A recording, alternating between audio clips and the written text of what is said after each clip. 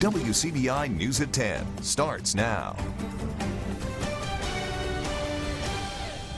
Thanks for joining us tonight at 10. A line of storms has crossed the Mississippi River and could be coming our direction. Our weather team gearing up for a long night. I'm here with Chief Meteorologist Keith Gibson. Keith, about what time can we expect some of these storms? Well, we're watching the rain right now, but between now and about 3 or 4 o'clock, we still have a small window of opportunity, Scott, before things will settle on down. And right now, none of this that you see on your screen is actually severe. We do have some good downpours out there. Let's go and take a live view in downtown Tupelo with our Alpha Insurance camera.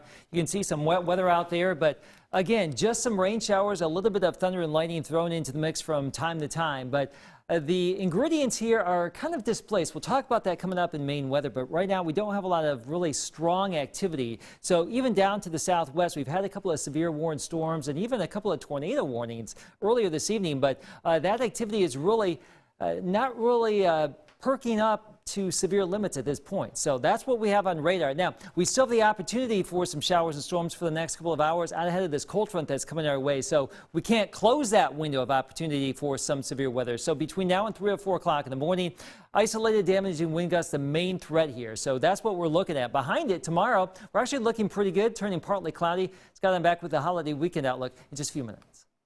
We've learned the name of the man killed in an afternoon shooting in Starkville. Coroner Michael Hunt has identified that victim in the shooting as 23-year-old LaTerrence DeJuan McCarter. Starkville police, they were dispatched to a shooting at the Brookville Garden Apartments around 1:45 this afternoon. Sergeant Brandon Lovelady says when police got on scene, they found an African-American man dead. A black car was also taken from the scene, but investigators aren't saying if it's connected. Right now, police remain tight-lipped on details leading up to the shooting. This is very early on in the investigation, and we just wanted to make sure that we let folks know this incident did happen and just the basic information we do know right now, and not getting to any other information since we are so early.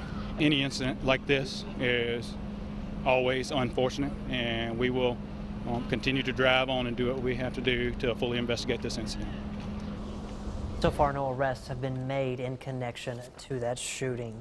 Also, new details in another fatal shooting, this one in West Point. We first brought it to you as breaking news last night. Clay County Coroner Alvin Carter confirms the victim is 40-year-old Jamel Banks. Carter says Banks died at the scene from multiple gunshot wounds. The shooting happened just after 5:30 yesterday evening on Low Street. Chief Avery Cook says they've run into a stumbling block in their investigation because there's not much evidence and people aren't coming forward with information. This time, no suspects are in custody. Investigators are still working to determine a motive. This is a bad thing for a community like this. This is a good community, and to have something like this going around the holidays is devastating to the community, to the family, and all those that try to abide by the law. The State Bureau of Investigation has been brought in to assist West Point police in this case. If you have any information, you're asked to call Golden Triangle Crime Stoppers or the West Point Police Department. And remember, you can make a report anonymously.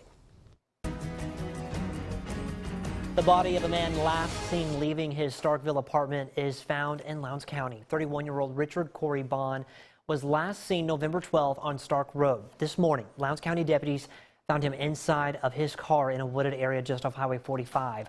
The location was between Highways 82 and 182. Deputies were assisting Starkville police in the search for Bond. A death investigation is now underway. No other details have been released about the case. On March 10th, 48-year-old Roger Taylor was reported missing. In the nearly 9 months since then, his family has not received any new information on his whereabouts. Over the last couple of months, it seems like there's been a string of missing people, and during the holiday season, it can place an extra burden on family and friends. Our Stephanie Poole has more on the story. It was heartbreaking. It's to the point now where he's been gone so long. If he was found alive, it'd be a miracle. But the probability of it is really, really low. 261 days. That's how long Alyssa Taylor's father has been missing. There's no closure. Yeah.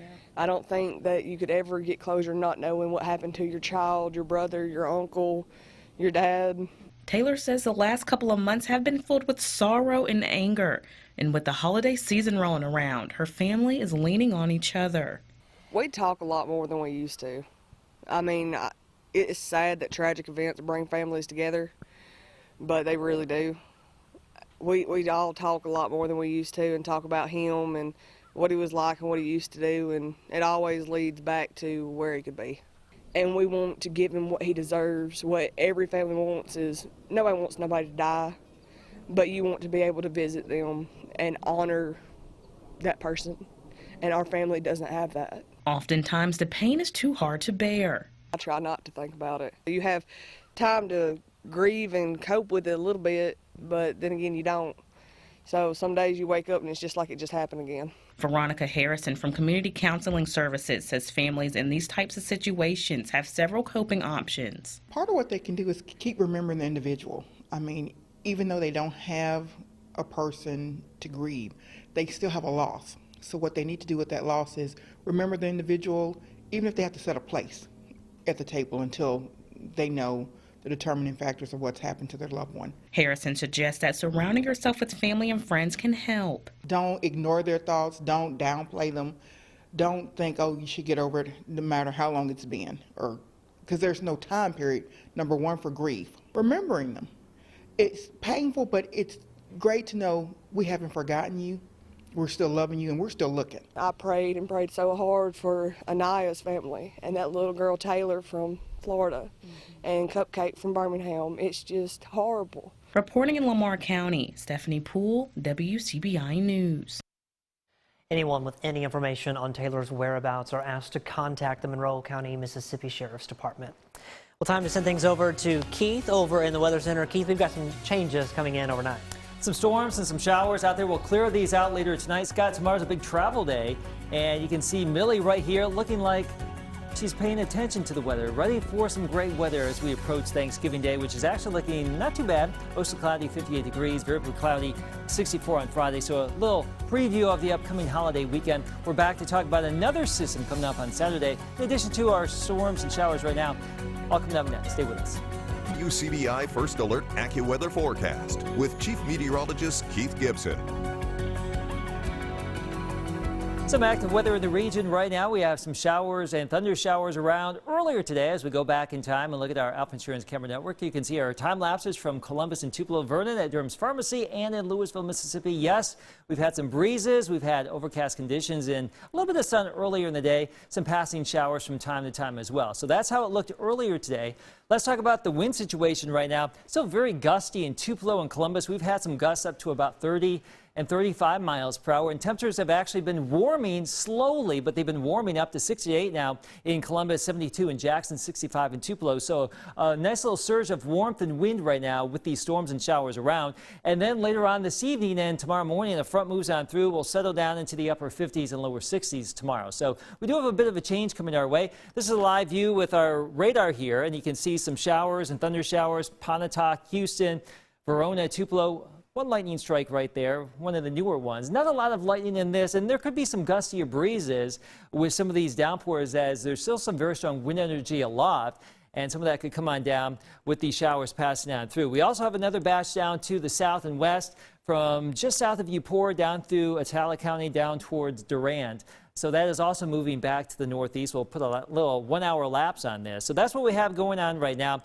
There's some additional storm cells and showers down here by the Jackson Metro, northwest and southwest of Jackson as well. You can see some of this activity. Not a lot of this is on the stronger side, but it still has that chance, a small window of opportunity here. So that's the current radar situation.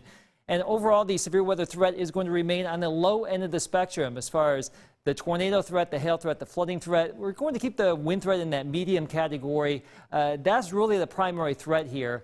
But in general, not a lot of activity. Now, we mentioned these ingredients being displaced a little bit. So the most unstable air so far today has been to our southwest, not here, but to our southwest.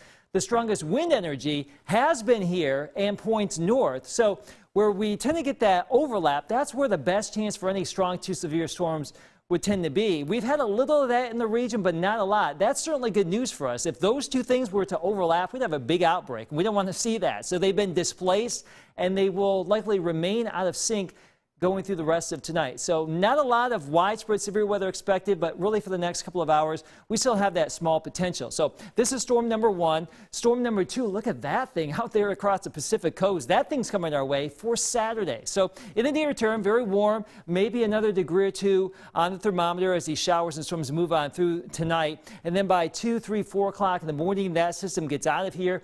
We'll clear things out, and it should be a pretty nice day tomorrow. Temperatures will be on the cooler side when we wake up, but tomorrow 50s to lower 60s, still a bit breezy.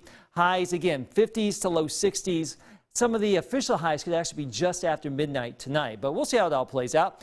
Overall travel is looking pretty good for your big travel day tomorrow, the day before Thanksgiving. There's Thanksgiving Day right there. Most of the rain stays to our northwest. Same story into Friday too. Before that next system we just talked about comes on in for your Saturday. So there you go. Thursday, Friday, not too bad to start the holiday weekend. We can hack it.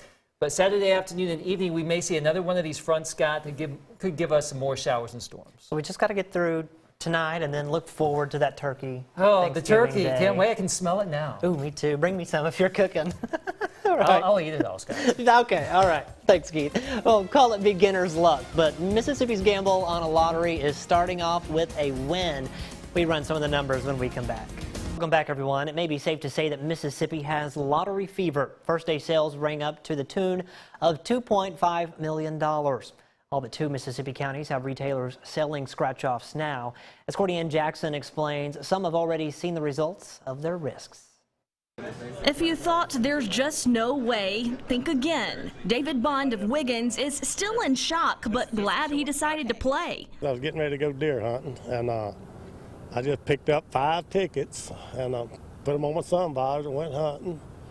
Didn't do no good hunting, but came back home, sat down at the table, got me a cup of coffee, and started scratching them off. He picked 5 of the 777 tickets, $2 a piece. I said, holy behold, something wrong. This has got $100 all up and down this thing, all 10. I said, I better go back to town and let this woman at the store check this thing.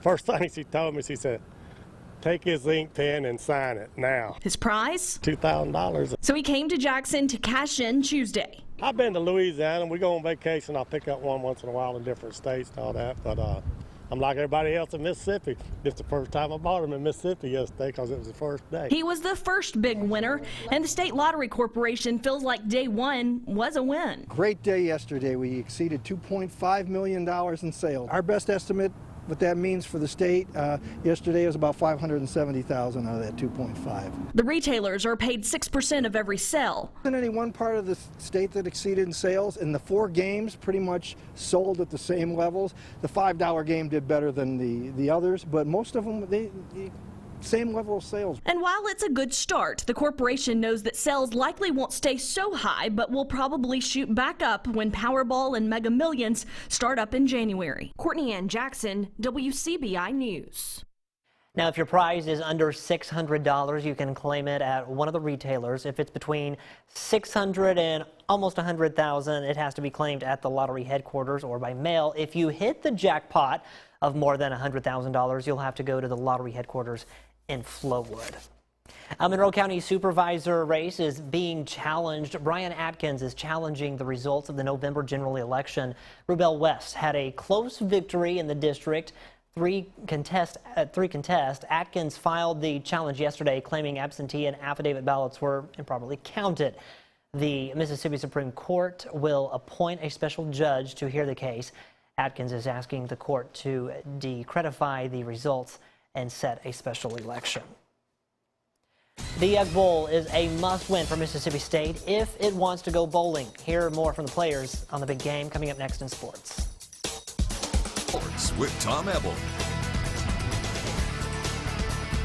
For Mississippi State players, the Egg Bowl is an obvious must-win, but this year presents a situation that hasn't happened often. The Bulldogs need a win for bowl eligibility to make it 10 straight seasons of postseason play. In the past, Mississippi State is 3-0 all-time when the Egg Bowl decided their postseason chances. Bulldog players say the coaching staff is saying to treat this game much bigger than just a rivalry game. Our coach has been telling us like a championship game. You know, they don't have nothing to lose. You know, we have something to lose, so you know we're going to take it seriously, try to get bowl eligible, and go out, perform, do our best and have fun. And just main thing is keep the Egg Bowl where it's supposed to be. You know, it's a big game, so, you know, veteran guys that have played in this game know how big it is, know how big, you know, a big play can change the momentum and just swing things around. You can't really prepare. I mean, the intensity already there. It's a big rivalry. Everybody know what kind of rivalry this is. So if you don't have the intensity for this game, it's not the game for you. While plenty of the freshmen that'll be playing in the Egg Bowl for Ole Miss grew up around the rivalry, Matt Luke wants to make sure everyone knows just how big a game this is. Freshman quarterback John Rice Plumlee says the team recently got together for a meal, just the head coach and the freshman class, to talk about what's at stake on Thursday. We're sitting there and he's like, guys, I just want you to realize how big of a game this is. You know, growing up, he said, this is always the game that determined if I had a good or bad year growing up. And now, especially as the head coach of the University of Mississippi, it really determines whether he has a good or bad year. And so we want it for him. You know, selfishly we want it for us too, because everybody wants to win this game. We want to win it bad, but we definitely want it for Coach Luke. I've grown up a Rebel fan my whole life. You know, I've been cheering for Ole Miss forever. You know, my room's decorated in Ole Miss decor. Our house is, you know, Egg Bowl is definitely a big deal in our household. For more on the Egg Bowl, tune in tomorrow at 6:30 for our annual Egg Bowl special. Hear from the coaches, the players, as well as analysis ahead of the big game. Make sure you tune in then. Taking a look at the college football playoff rankings for this week, a new #1. Ohio State jumps LSU. Tigers at #2, Clemson 3, Georgia 4. That's playoffs currently. Alabama at #5, Utah at 6, Oklahoma, Minnesota, Baylor, and Penn State rounding out the top 10.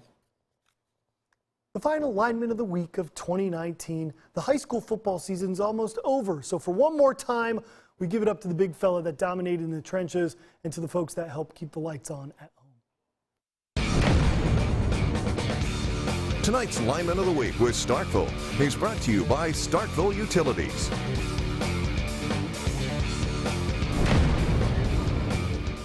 Tonight's lineman of the week is Orlando Smith. Orlando has 4 years of service with Starkville Utilities. WCBI's lineman of the week is none other than Starkville's dominant defensive tackle, Jalen Ware, otherwise known as Bo Peep. Ware was a force in the Jackets' 20-3 win over Olive Branch, 11 tackles. Now on the season, Ware has 85 tackles, 21 for a loss, and 5 sacks. Starkville will look to punch a ticket to the 6A state championship game, taking on Oxford for a rematch of the Little Egg Bowl in the North Half Final. So speaking of the importance of this upcoming Friday, we're talking championship football on Friday for the End Zone. Here's a look at next week's championship game schedule. All the games will be broadcasted on the My Mississippi channel. Make sure you check your local listings ahead of the big games. 3A, 11 a.m. Friday as well. 1A at 3 p.m., 6A at 7 p.m., and then on Saturday, 11 a.m. is Class 4A, 3 p.m. is Class 2A, and 7 p.m. is Class 5A. Again, make sure you go over to your local listings, check to find out where the My Mississippi channel is. You could be seeing a lot of local teams from our area competing for some gold balls next week. Ole Miss women's basketball able to squeak away with a W against Sam Houston State, 75-69. The Rebels improved to 4-2 on the season. Hey, some high school basketball going on. Hey, check out this jam from Northeast. That's Isaac Chapman from DeAnthony Tipler. One more time, the alley. Good grief, showing off Chapman. He had a team-high 21 points in this one. And then Okolona native Ladarius Spears cleaning up the mess, the big fella. We've seen that so many times right here on WCBI Sports. Northeast gets the win over Blessed IJN, 88-68. Northeast women's basketball, they're unable to get a win in this one as well. They were unable to get a win today. They fall to Jackson State. No, not that Jackson State. They lose 68-53. Guys got a lot of fun this week. A lot of fun. A lot of fun. Egg Bowl, Little Egg Bowl, same week. I think it's the first time that's ever happened. All right, sounds good. Thanks, Tom. We'll have a last look at your forecast when we come back. Here in Tupelo, we have some lightning going on up there, some good rain too, but non-severe activity right now. We still have that small window for the next couple of hours for a few gusty storms. We'll be here watching it during the course of the night. Tomorrow, not too bad. Thursday, Thanksgiving, Friday, Black Friday, we're looking good going into the weekend. Don't forget about Saturday, more storms possible. And a rain-free Friday for the last End Zone. You love that. Yes. Weather looking good Thursday, yeah, too, Egg Bowl should be cool. Oh, yeah, Egg Bowl. Forgot about that. Oopsie. All right, have a good night. We'll see you tomorrow.